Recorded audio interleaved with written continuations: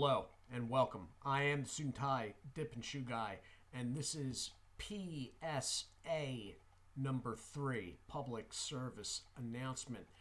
I let a bit of time go by before this third one. There was on purpose. I was waiting to see something.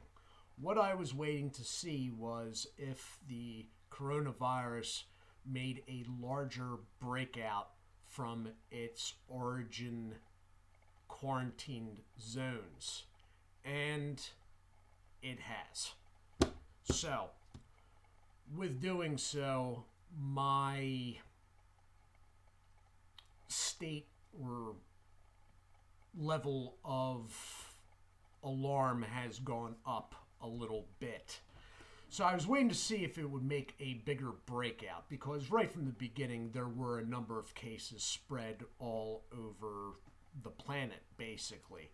But now it has started to break out in a bigger and faster way. In fact, it is now moving in some spots so fast that I am sure by the time I upload this video, right after I make it, some of the numbers may already be out of date. Where has it broken out? Well, everybody heard about the cruise ship. The Americans were finally evacuated off that ship, and they are now, I believe, in a containment facility in Nebraska. So if you find updated numbers for the United States, you will find that it is no longer 15 patients or victims. It is now up to 32 or 34. I am not sure the total. Probably 32, I'm thinking. Keeping in mind there are now 200 people in the San Diego area under observation. Elsewhere, Iran reported first 5 and now 12 cases. The initial 5 plus 1 have already died. Italy overnight reported first half a dozen, then 51. The number is now 79. The last I checked about 10 minutes ago.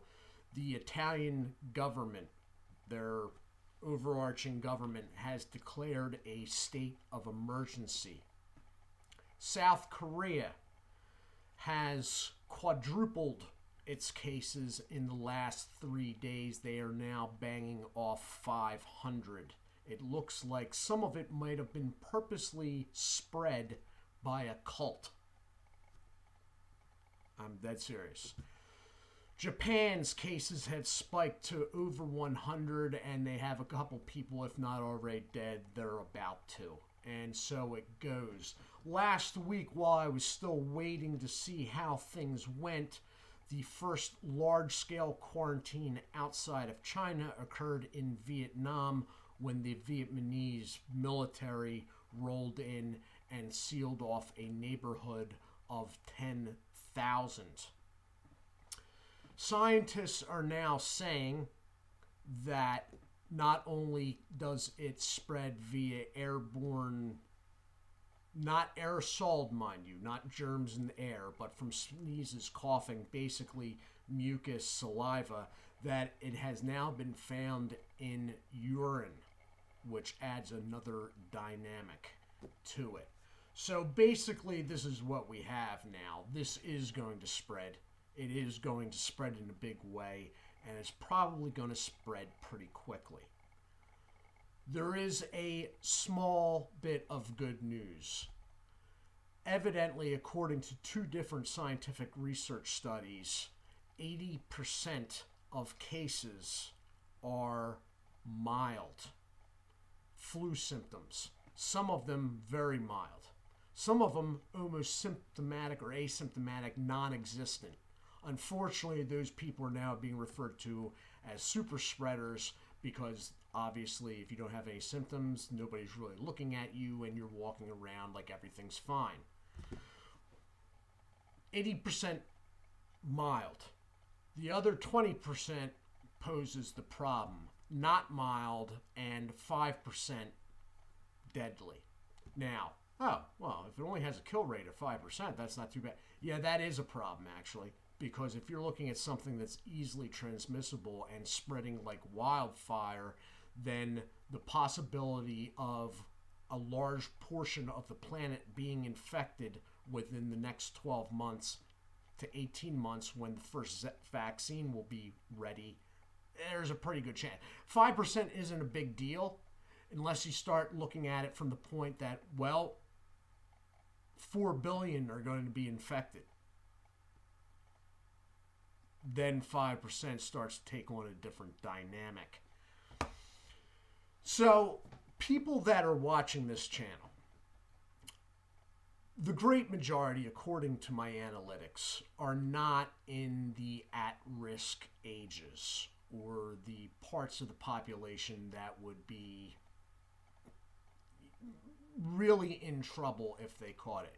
However, that said, the people watching this channel, although maybe fairly in the clear at this point in time themselves, every single one of you knows somebody that is at risk. All right? Every single one of you has an elderly parent, as I do, or an elderly grandparent, or young children. You either have them yourself or they are in your family. And those are the groups that are at risk. Right now, there has been talk by a few different scientific organizations that if pneumonia develops from having this, let me put it this way, they won't say what the survival rate is. Never a good sign. My father, for example, is 73. And, well, actually, 72. Sorry, Dad. He's 72. He'll be 73 in June. And has respiratory issues. He doesn't have pneumonia. He doesn't have bronchitis. They've never really said exactly what it is. But he has some respiratory issue that is monitored on a half-yearly basis by his family doctor. Mind you, maybe he does know and the doctor does know and he hasn't told me. I could see him doing that. So, but you get the idea. This poses me worry. He poses me worry. Myself, not so much. But that poses me worry. So, really at this point, this could be all right around us. There's now scientists saying that, oh, well, maybe we should move the quarantine times to 27 or 28 days. Because we don't think 14 days that we've been doing thus far is really enough. 2 months into this and you're telling us? So, this is what I am thinking for my own personal self. I have already started using Clorox wipes on door handles liberally. Like the front door to my father's house, the interior doors, etc. I have already gone out and bought replacement respirator filters for my 3M rubberized respirator. Okay? That in my mind may be a little bit alarmist at this point, but it's not needed at this point. But if it does become needed, and I try to go and get them then, you're not going to be able to get them. When it comes to respirators, what you want is a mask with one of those discs on the front where the respirator the 3M rubber gray mask, you want the hard-cased respirators. Whatever you have needs to be rated at N95. Okay? N95. Wiping down of door handles. If you are one that is able to use hand sanitizers, you want to start doing that. I have hand eczema. I cannot really use them, but hand washing should be done. It should be done for more than 30 seconds and with antibacterial soap would be the best. You want to start, if you're out of habit or have never been in habit doing these things, you want to start doing that now. Okay? And I'm really serious about that. This is not going to stop. I really got to make that clear to whoever's watching, because I know there's somebody watching this right now going, this is alarmist. This is crazy. This is going to blow. This is not blowing over. It's not blowing over. Okay? I guarantee you this is not blowing over. 5% death rate at the moment. It could be a lot worse. This is not a end of times scenario by any means, but I don't know what the math is on 5% of 3 or 4 billion or 5 billion or 6 billion, but that's going to be a lot of people. So what we're looking at here, even with a low death rate, if it's widespread worldwide, we are looking at something along the lines of the 1919 Spanish flu that broke out after World War I. Now, originally, it was said, 25 million died.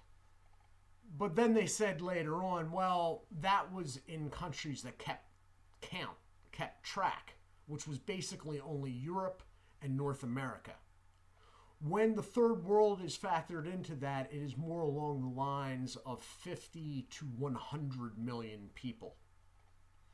Now, I mentioned third world. Africa is refusing. Every country in Africa right now is refusing to evacuate their citizens from China, because they know that if it gets into Africa, they do not have the medical resources or facilities to combat it.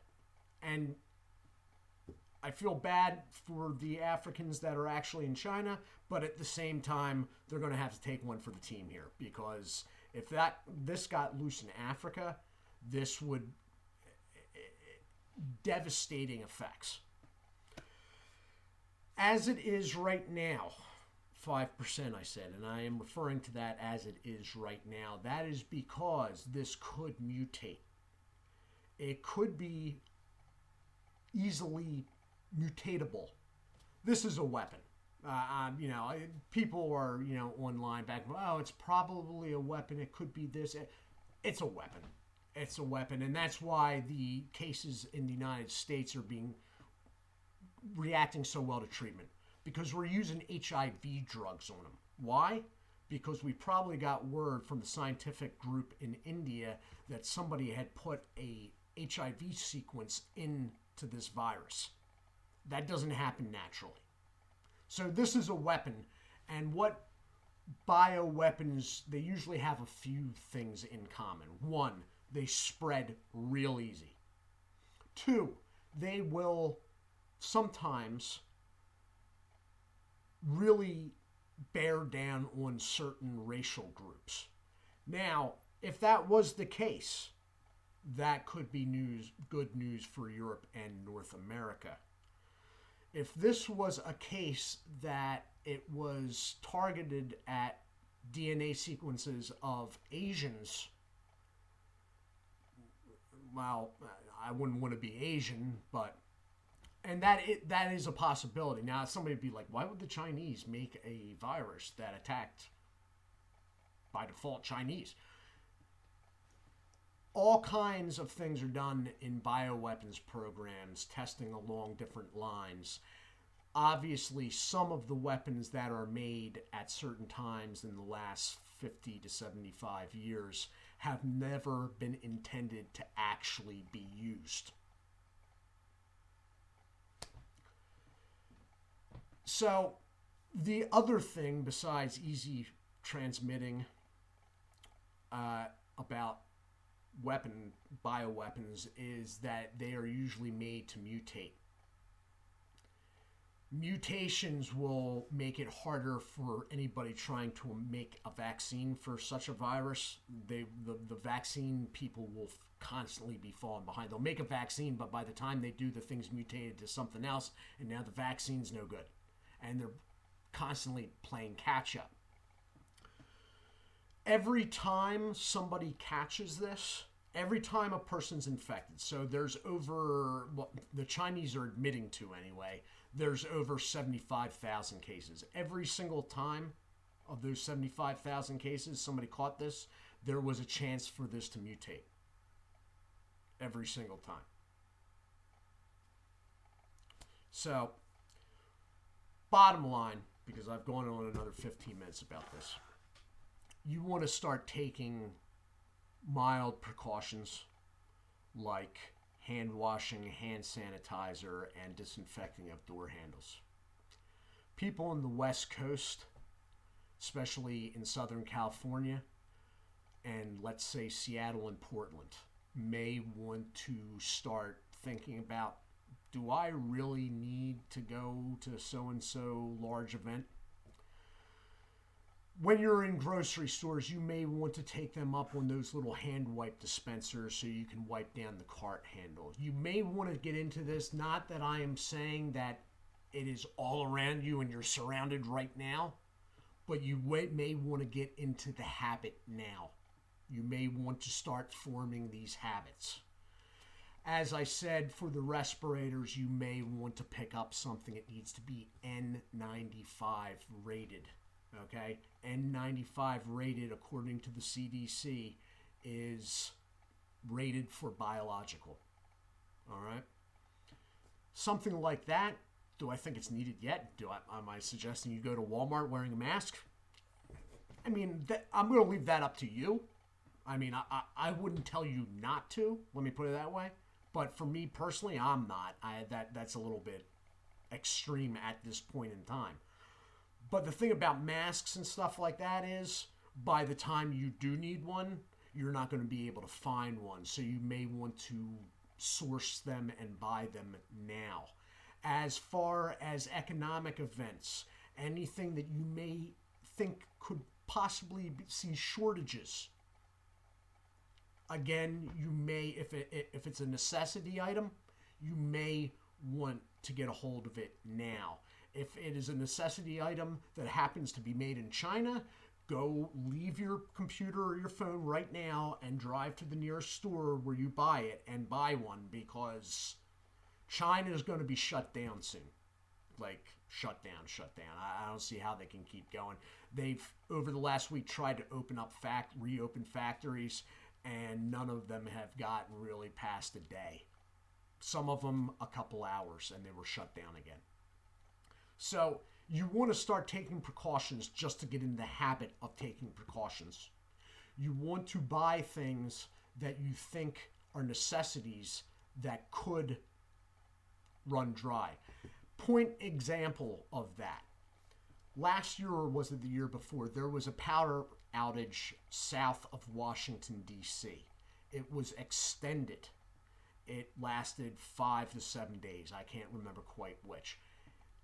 All hell broke loose. Okay? Literally, it turned into like end of the world scenario in this area south of D.C. I think actual Washington, D.C. towns considered D.C. suburbs were affected. The supply chain broke down because nobody had communications. Next thing you know, supermarkets ran out of stock. People were driving like 40 miles to buy bottled water. Stuff like that can happen, and it doesn't take much. In a world where everything's connected and everybody depends on electronics and internet, you take out internet and then electric, bad stuff happens, and it happens in a hurry. All right? So you want to be prepared. Now, I'm not by any means a prepper or anything like that, but you want to make common sense decisions knowing that 4 months from now, things might not be overly pleasant. You may not want to leave your house if you don't have to. You may, if you do leave your house, run into issues about not being able to buy what you need. Might not be 4 months from now. Might be 6 months from now. Might be 8 months from now. But this is a situation where that could happen, and I am very serious. Okay? Now, I am not down in a sandbag bunker in my basement with freeze-dried food and my Navy revolver. But I did buy respirator plugins. I have taken stock of what freeze-dried food distributors are looking at online. They've all sold out. Not that I was trying to buy any of their product. I just wanted to see what the general feel was of what are people doing. They're already starting to hoard freeze-dried food and bottled water. And it must be a lot, because Mountain House is sold out of half their group packages. Anyway, with that, I am going to go. There will probably be another one of these closer. I did, as I said, leave time in between part 2 and this part 3. I was waiting to see what was going on.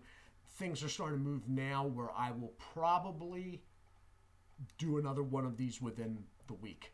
I will also possibly, depending what I am thinking how many of these there will be, I may make a separate playlist just for this, because we're up to 3 videos now and there's going to be more. I know it. Anyway, I do hope you all are well.